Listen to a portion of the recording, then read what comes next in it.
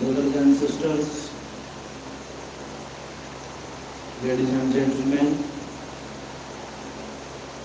students and scholars, teachers and trainers, professors and professionals,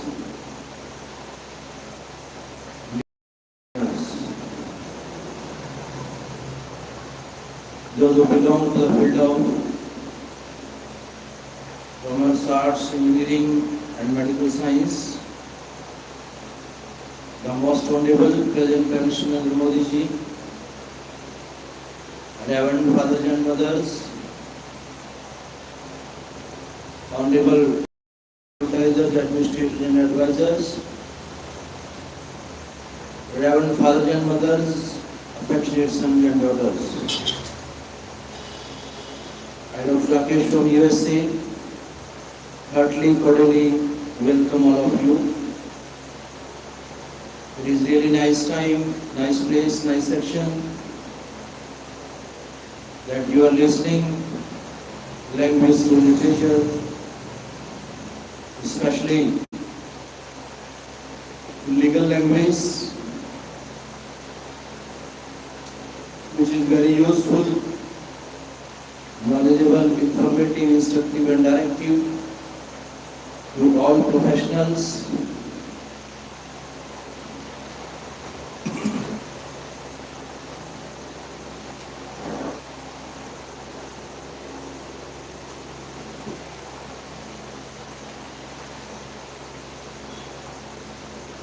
Kinds of legal rights,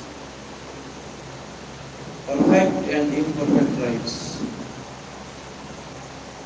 A perfect right is one which corresponds to a perfect duty, and a perfect duty is one which is not merely recognized by the law but also enforced by the law. A duty is impossible when action or other legal proceedings will lie for its breach. In other words, a perfect right is impossible in law, and imperfect right is never impossible. Examples of imperfect legal rights are claim waived by lapse of time, claims unenforceable by action owing to the absence of some special form of legal requisite proof. Proprietary and personal rights. Proprietary rights are rights concerning property, corporeal or incorporeal. One often speaks of immense proprietary rights as estate or assets or property. Thus, a man has proprietary rights in his house, car, furniture, etc. Personal rights, on the other hand, are rights in regard to a person's status or person. Thus, the right to reputation,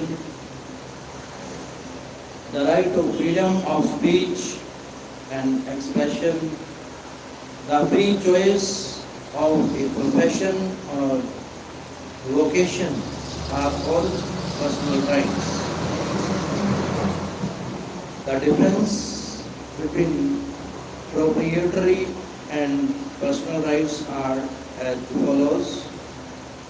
Proprietary rights are valuable, they can generally be valued in terms of money.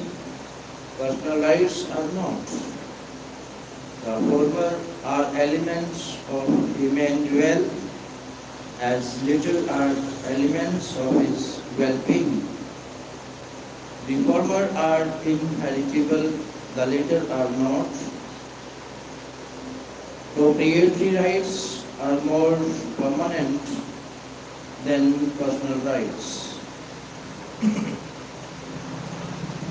Inheritable and uninheritable rights. A right is inheritable if it survives its owners, unheritable if it dies with him. Proprietary rights are inheritable, while personal rights are uninheritable. In other words, the heir of a proprietary owner become owner after his death, which cannot be the case with personal rights, which dies with the owner. Principal and accessory rights. A principal right is the main or primary right vested in a person under the law. An accessory right is secondary right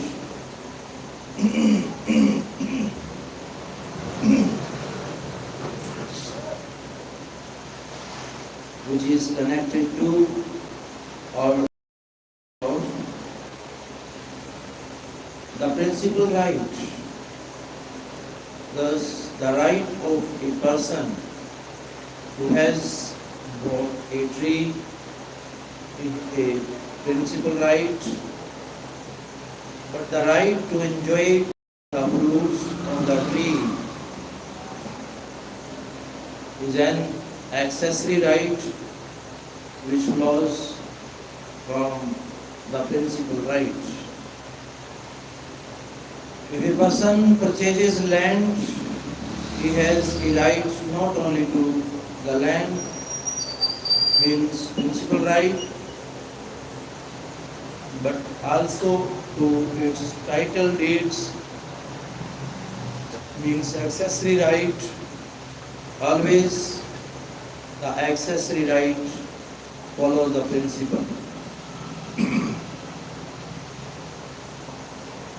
Positive and negative rights. A positive right corresponds to a positive duty and is a right that he on whom the duty lies shall do some positive act on behalf of the person entitled. A negative right corresponds to a negative duty and is a right that the person bound shall refrain from some act which would operate to the prejudice of the person entitled. When a person has a positive right, he is entitled to something to be done by the person who has the corresponding duty.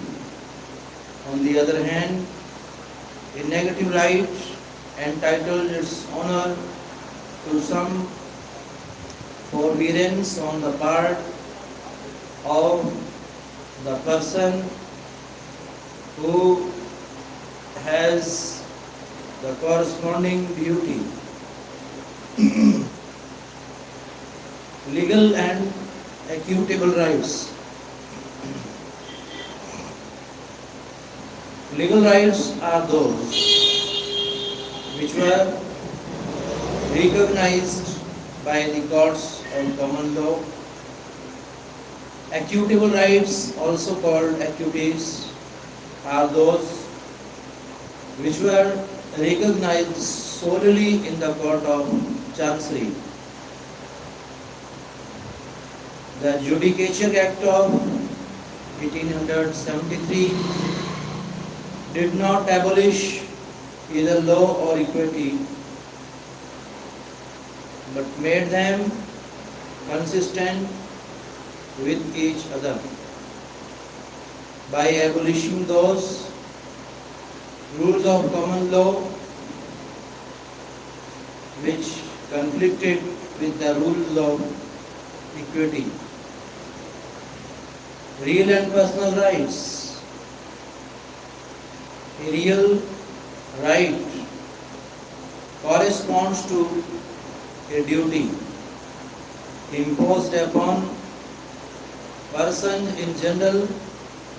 A personal right corresponds to a duty imposed upon determined individuals. A real right is available against the world at large. A personal right is available to a particular person. Moreover, the real rights are more valuable and advantageous than personal rights. Real rights are also mostly negative, personal rights mostly positive. Rights in rem and rights in personam. A right in rem, sometimes called as a real right, corresponds to a duty imposed on a person in general. A right in personam, sometimes called as a personal right, corresponds to a duty imposed upon determinate individual. A right in rem is one which is available against the whole world. A right in personam is one which is available against a particular individual only.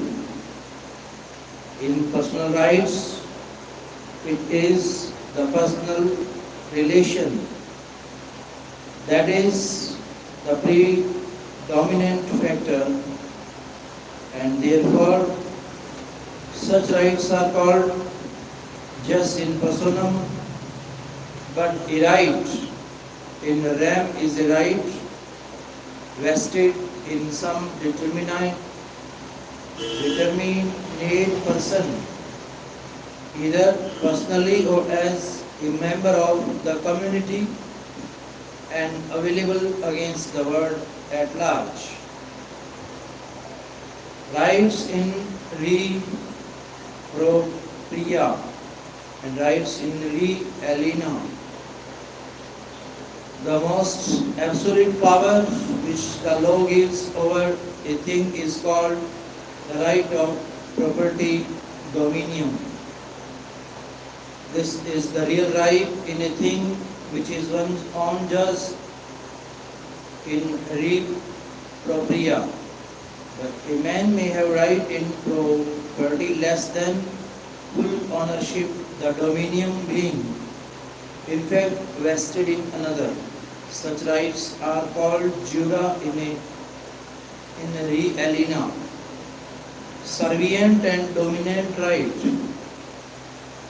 A right subject to an incumbrance may be designated as servient, while the incumbrance which derogates from it may be contrasted as dominant. The land for the beneficial enjoyment of which the right exists is called the dominant heritage, and the owner or occupier thereof. The dominant owner, the land on which the liability is imposed, is called the servient's heritage, and the owner or the occupier therefore. Thus, Sasanka, as the owner of a certain house, has the right of way over the neighbor. Sanjeev's land or has the right of maintaining caves for the discharge of water from his roof on Sanjeev's grounds. Shashanka's house is the dominant heritage and Shashanka is the dominant owner and Sanjeev's house is the servient heritage and Sanjeev is the servient owner. A duty is roughly speaking an act which one ought to do, an act the opposite of which is a wrong. The duty and the act are not strictly identical. We may be under a duty, we can be in breach of a duty, but we cannot have acts. We cannot be under an act or we cannot be in breach of acts. To ascribe a duty to a man is to claim that he ought to perform certain acts. At the same time, we should note that duty is different from obligation. By the term obligation, we mean the acts a man has taken upon himself by his own choice. The typical example is the obligation that results from making a promise. Duties are of two kinds that are moral or legal. When the law recognizes an act as a duty, it commonly enforces the performance of it or punishes the disregard of it. A duty is legal because it is legally recognized, not necessarily because it is legally enforced or sanctioned. Kinds of duties: positive and negative duties. A positive duty implies some act on the part of the person on whom it is imposed. If a person owes money to another, the farmer is under a duty to pay the money to the debtor. This is a positive duty, but a negative duty implies a forbearance on the part of the person on whom it is imposed. For example, if a person owns land, others are under a duty not to make any interference with that person's use of the land. This is a negative duty. Primary and secondary duties. A primary duty is that which exists per se and independent of any other duty. The duty not to cause hurt to any person is a primary duty. A secondary duty is that duty whose purpose is only to enforce some other duty. If a person causes injury to another, the former is under a duty to pay damages to the latter. This is a secondary duty. The duty not to cause injury is the primary duty. When a breach of this duty has been committed, the secondary duty to pay damage arises. Duty is something owed by one person to another. Correspondingly, the latter has a right against the former. For example, the servant has a duty to serve his master. At the same time, the master has a right against his servant. To ascribe a right to one person is to imply that some other person is under a corresponding duty. To conclude, rights and duties are the very important elements of law. Rights and duties are the very important elements of law. The administration of justice, in most part, consists of the enforcement of rights and the fulfillment of duties. Rights and duties are in such a way that one cannot be conceived of without the other. In other words, the existence of the one depends on the existence of the other, as there can be no child without a father and no father without a child. A right is always against someone upon whom is imposed. In the same way, a duty is toward someone in whom the correlative right vests. Thank you, listeners and learners. Dear friends, your time is the most valuable weapon that you are to use for preparing your competition. All the competitors, those who are listening, must listen it again and again. That will help them in improving, clearing their exam comfortably and conveniently. Thank you.